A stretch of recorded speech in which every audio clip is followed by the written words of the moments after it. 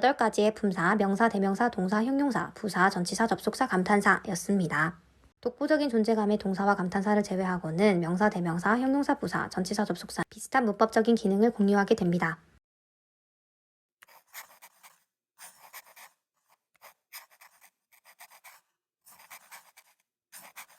일반 명사는 셀 수 있는 명사와 셀 수 없는 명사로 나뉩니다. 사랑, 신뢰와 같은 추상적인 개념을 포함해서 개수로 셀 수 없는 물질들을 셀 수 없는 명사로 분류합니다. 셀 수 있는 명사는 한 개일 때 단수, 두 개 이상일 때 복수로 표현을 하는데요. on, the 관사도 함께 알고 있어야 합니다. 예시문을 볼게요. He is artist. 그는 예술가이다. 잘 작문을 한 것 같죠?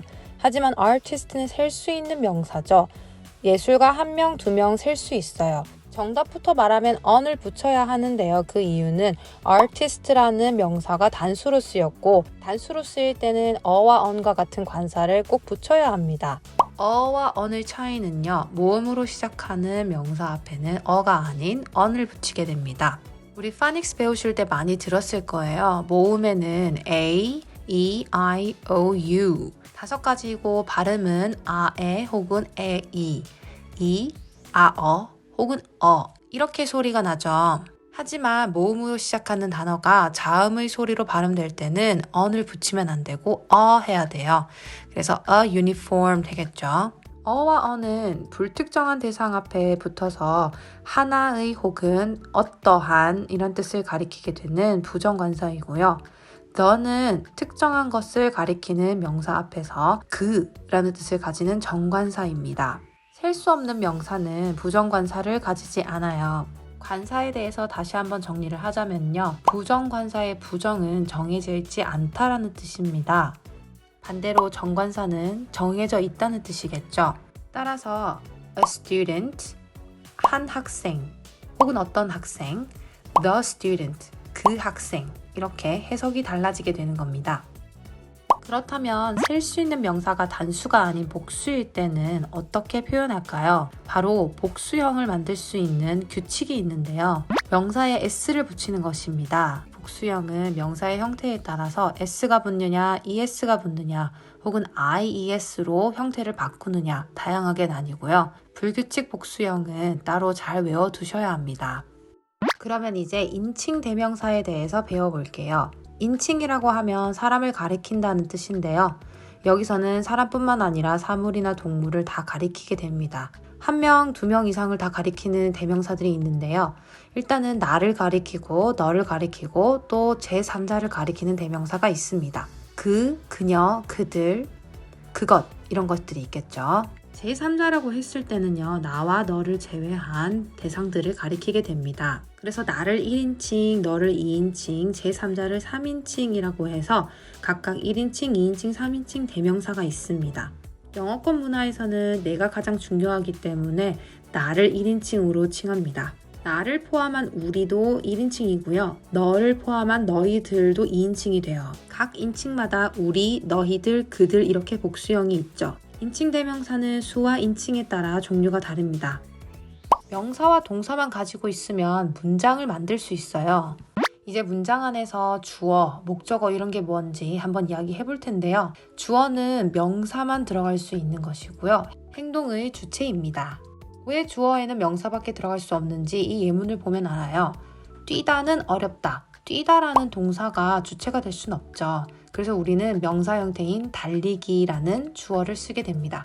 저번에 프롤로그 영상에서 구슬들이 여러 개가 연결되어 있는 것들을 생각하면서 문장을 한번 분석해보자 했었어요. 주어라는 구슬이랑 동사라는 구슬이 연결이 되어 있는데 구슬 자리에 알맞은 명사와 동사가 들어가야 주어 역할을 할 수 있고 동사 역할을 할 수 있어요. 행동의 주체가 주어였다면 목적어라는 건 뭘까요? 목적어에도 명사만 들어갈 수 있는데요. 그 이유는 바로 행동의 대상이기 때문입니다. 주어는 행동의 주체, 목적어는 행동의 대상이 됩니다. I study라는 짧은 예문이 있어요. study는 학습하다라고 해서 단순히 학습하는 행위만을 가리킬 수도 있지만 무엇을 배운다라는 그 학습의 목적 대상을 표현할 수 있어요.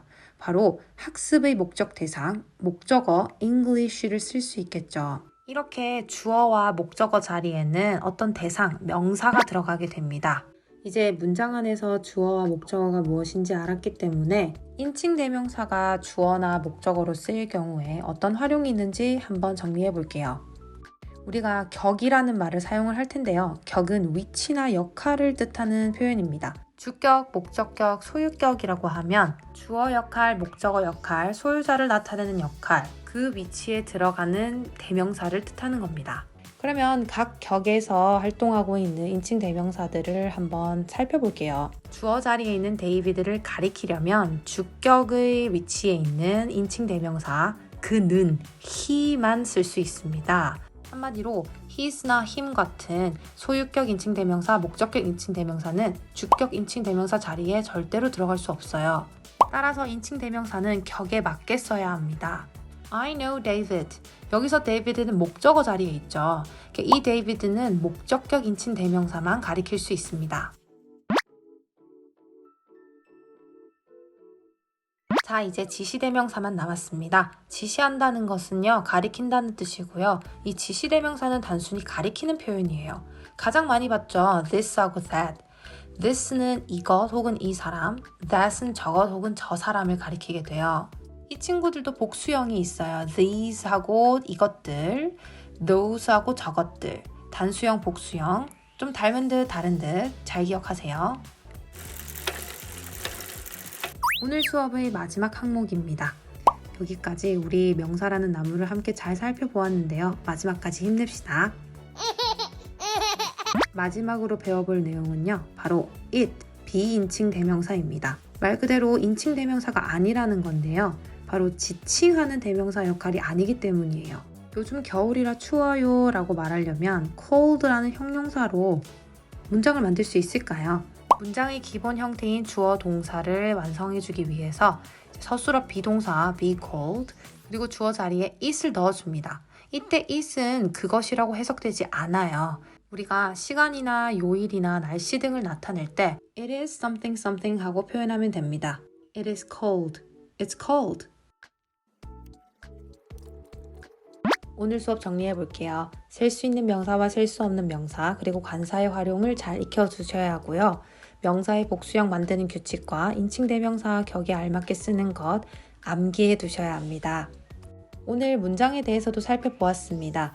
주어와 동사로 이루어지고 주어 자리에는 명사와 대명사가 들어가죠. 주어와 동사 간의 관계도 아주 중요한데요. 다음 시간 많은 관심 부탁드립니다.